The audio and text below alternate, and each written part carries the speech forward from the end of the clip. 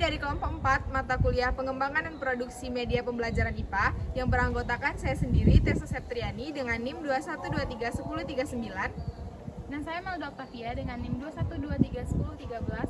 Saya Aisyah Tahirah dengan NIM 21231051. Saya La Sofia dengan NIM 21231011. Pada video kali ini kami akan membahas mengenai model pengembangan plong. Jangan lupa Like, comment, And subscribe. stay tune!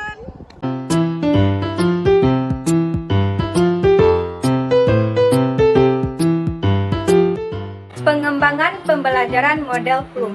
Yang pertama yaitu hakikat penelitian pengembangan model Bloom. Menurut Gay, tahun 1990, penelitian pengembangan adalah suatu usaha untuk mengembangkan produk yang efektif digunakan di sekolah.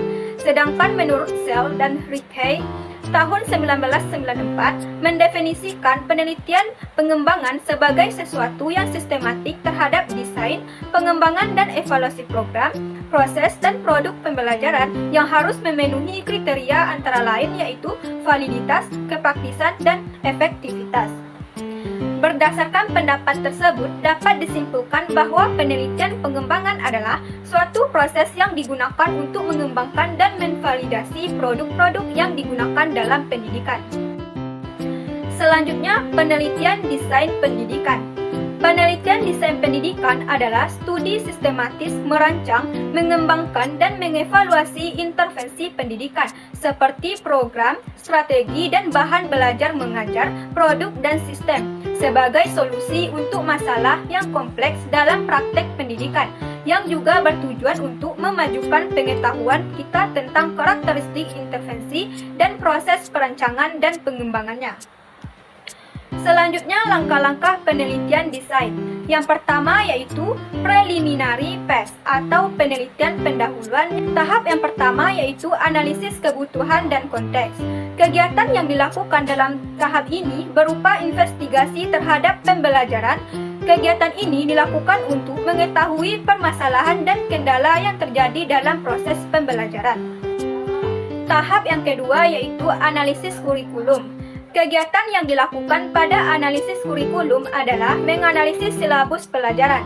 Analisis ini dilakukan untuk mendapatkan gambaran tentang karakteristik materi semester. Hasil analisis ini akan dijadikan landasan dalam mengembangkan perangkat pembelajaran, mengembangkan indikator kemampuan berpikir kritis, mengembangkan tujuan pembelajaran, memilih materi dan strategi yang sesuai. Tahap yang ketiga yaitu analisis konsep. Analisis konsep dilakukan untuk menentukan isi dan materi pelajaran yang akan disajikan pada perangkat pembelajaran. Menganalisis konsep-konsep matematika apa yang harus dikuasai siswa pada pembelajaran. Kegiatan ini dilakukan supaya adanya kesinambungan antar konsep yang satu dengan konsep yang lain sehingga tidak terjadi kesalahan dalam penyusunan materi. Data dikumpulkan dengan mereview buku-buku yang berhubungan dengan materi pelajaran. Tahap yang keempat yaitu analisis peserta didik. Analisis peserta didik dilakukan untuk mengetahui karakteristik siswa sebagai pembelajar. Hasil analisis akan menjadi pertimbangan dalam pengembangan perangkat pembelajaran. Aspek-aspek yang akan dianalisis pada tahap ini yaitu yang pertama, bagaimana kecenderungan belajar siswa. Yang kedua, pembelajaran seperti apa yang diinginkan siswa. Yang ketiga, seperti apa perkembangan kognitif pembelajaran pada usia siswa SMP. Yang keempat, bahan ajar seperti apa yang disukai oleh siswa. Tahap yang kelima yaitu kajian literatur. Setelah melakukan analisis kebutuhan dan menemukan permasalahan di lapangan, maka dirancang suatu intervensi atau pengembangan produk untuk mencari solusi yang tepat. Langkah keduanya yaitu tahap pengembangan atau pembuatan prototipe atau prototyping phase, di mana tahap pendahuluan atau tahap preliminary research itu dijadikan pedoman dalam membuat rancangan pengembangan perangkat pembelajaran. Nah, sejalan dengan perancangan perangkat pembelajaran, pada tahap ini disusun instrumen-instrumen penelitian, yaitu diantaranya instrumen validitas, instrumen kepraktisan, dan instrumen keefektifan. Kemudian perangkat pembelajaran dan instrumen pendukung tersebut direalisasikan menjadi produk, sehingga diperoleh yang namanya rancangan awal berupa prototipe 1. Nah, Mengacu pada evaluasi formatif, rancangan awal atau prototipe 1 ini akan dievaluasi melalui tahap self-evaluation.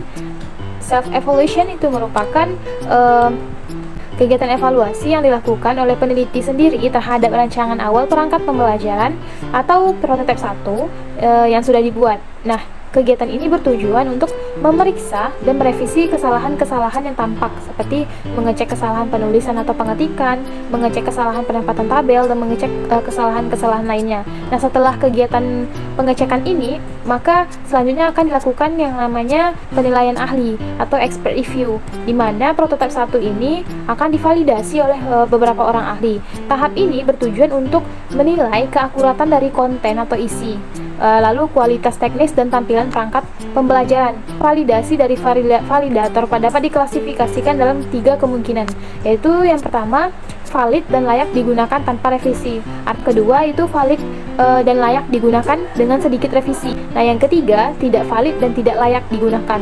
Maka akan dilakukan revisi besar-besaran atau bahkan perencanaan ulang perangkat pembelajaran. Setelah expert review, maka prototipe 1 akan menghasilkan yang namanya prototipe 2. Nah, prototipe 2 ini akan diuji cobakan pada tahap yang namanya evaluasi 1-to-1 dan menghasilkan prototipe 3. Nah, evaluasi 1-to-1 bertujuan untuk mengidentifikasi kejelasan produk, lalu kejelasan arah dan kelengkapan perangkat, tingkat kesulitan, kesalahan, dan tata bahasanya. Ada evaluasi 1-to-1 menghasilkan prototipe 3, maka prototipe 3 itu akan diuji cobakan pada tahap yang namanya small group. Small group yaitu evaluasi kelompok kecil, yang mana pengelompokan ini dilakukan agar hasil kepraktisan yang diperoleh dapat dinyatakan berlaku pada tingkat kognitif siswa. Jadi siswa ini dibagi menjadi beberapa kelompok kecil dengan tingkat kemampuan yang berbeda-beda. Nah, setelah itu, maka akan dihasilkan yang namanya prototipe 4. Langkah ketiga dari fase penelitian desain yaitu assessment phase atau fase penilaian, yang merupakan semi evaluasi sumatif untuk menyimpulkan apakah solusi atau intervensi ini memenuhi spesifikasi yang telah ditentukan. Nah, tahap ini sering menimbulkan rekomendasi untuk perbaikan intervensi. Prototipe yang dihasilkan akan dilakukan tahap penilaian akhir, yang merupakan tahap uji lapangan. Tahap uji lapangan ini ada 3, itu uji praktikalitas, uji ke efektivitas, dan uji coba produk. Uji praktikalitas itu dilakukan untuk mengetahui apakah guru dan siswa itu tidak kesulitan dalam memahami dan menggunakan perangkat yang dikembangkan. Jika hasilnya belum praktis, maka akan dilakukan yang namanya perbaikan kembali hingga diperoleh hasil yang praktis. Nah, yang kedua itu uji efektivitas, di mana dilakukan untuk mengetahui sejauh mana perangkat pembelajaran yang dihasilkan ini dapat meningkatkan kemampuan berpikir kritis siswa. Yang ketiga itu ada uji coba produk. Nah, uji coba produk itu dilakukan untuk melihat praktikalitas dan efektivitas produk yang telah dikembangkan. Hasil uji coba dianalisis untuk mengetahui kepraktisan keefektifan perangkat pembelajaran yang dihasilkan. Baiklah, saya akan menjelaskan mengenai diferensiasi penelitian desain. Diferensiasi penelitian desain mengacu pada perbedaan desain penelitian, yang mana perbedaan desain penelitian terbagi 2, yaitu studi efek dan studi desain. Studi efek dijelaskan dalam Neven pada tahun 2006 mengemukakan bahwa penelitian desain yang telah menghasilkan intervensi yang tervalidasi dan efektif sebagai solusi masalah yang diteliti dalam prinsip desain dapat diikuti oleh studi efek yang tidak harus menjadi bagian dari proyek penelitian yang sama. Studi efek dapat berkisar dari eksperimen pembelajaran skala kecil hingga pengujian dampak komparatif skala besar, misalnya melalui uji coba kontrol secara acak. Jadi dapat diketahui bahwa studi efek adalah studi yang mengamati dampak yang disebabkan oleh variabel independen terhadap variabel dependen. Sedangkan studi desain adalah studi yang memfokuskan pada desain penelitian itu sendiri, seperti bagaimana mengukurnya, bagaimana mengumpulkan data, dan bagaimana menganalisis data. Studi desain berdasarkan variasi tujuannya terbagi 2, yaitu studi validasi dan studi pengembangan. Siklus penelitian yang terdiri dari studi desain dan studi efek dijelaskan dalam tabel berikut. berikut ini, sebagaimana yang dikembangkan oleh Niven pada tahun 2006. Berdasarkan tabel dapat dilihat bahwa penelitian desain dan penelitian efek dapat dibedakan berdasarkan fokus kualitas desain, penekanan metodologis, dan kontribusi yang praktis. Sedangkan jenis penelitian desain yaitu studi validasi dan studi pengembangan dibedakan berdasarkan tujuan desain, fokus kualitas desain, penekanan metodologis, dan kontribusi yang praktis. Pada studi validasi, tujuan desain digunakan untuk menguraikan dan memvalidasi teori. Sedangkan pada studi pengembangan, tujuan desain digunakan untuk memecahkan masalah pendidikan. Pada studi validasi, fokus kualitas desain adalah kualitas teoritis dari desain itu sendiri. Pada studi pengembangan, fokus kualitas desain adalah kepraktisan dari intervensi. Sedangkan pada penilaian efek, fokus kualitas desain adalah efektivitas intervensi. Pada studi validasi, penekanan metodologisnya adalah desain berulang dengan pengujian skala kecil dalam pengaturan penelitian. Pada studi pengembangan, penekanan metodologisnya adalah pengembangan berulang dengan evaluasi formatif di berbagai pengaturan pengguna. Sedangkan pada penelitian efek, penekanan metodologisnya dalam skala besar dan percobaan lapangan yang komparatif. Pada studi validasi, kontribusi praktiknya menggunakan jalur pembelajaran khusus untuk kelas tertentu. Pada studi pengembangan, kontribusi praktiknya intervensi diterapkan dalam beberapa konteks dalam ruang kelas. Sedangkan pada penelitian efek, kontribusi praktisnya berbasis bukti yang berubah dalam skala yang besar.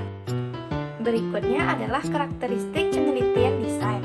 Karakteristik dari penelitian desain ini diringkas oleh Van den Akker pada tahun 2006, yang mana karakteristik penelitian desain antara lain intervensionis, yaitu penelitian ini bertujuan untuk merancang intervensi dalam setting dunia nyata.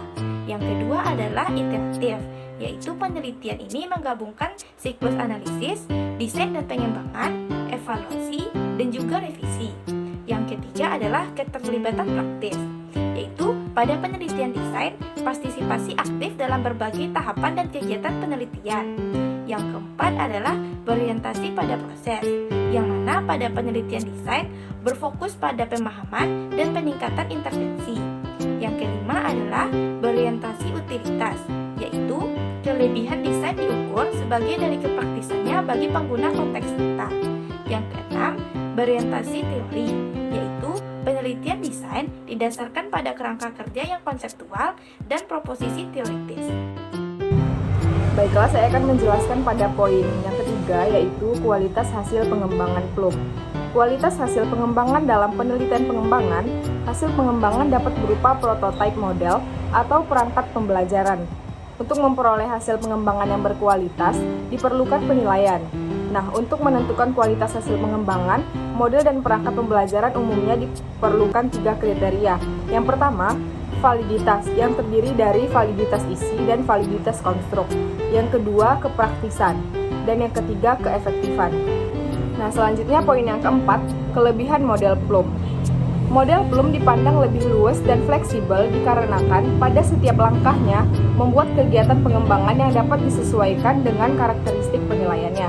Sementara, kekurangan dari model PLUM ini yaitu model PLUM membutuhkan waktu yang lama karena prosedurnya panjang. Sekian video dari kami akhiri. Wassalamualaikum warahmatullahi wabarakatuh.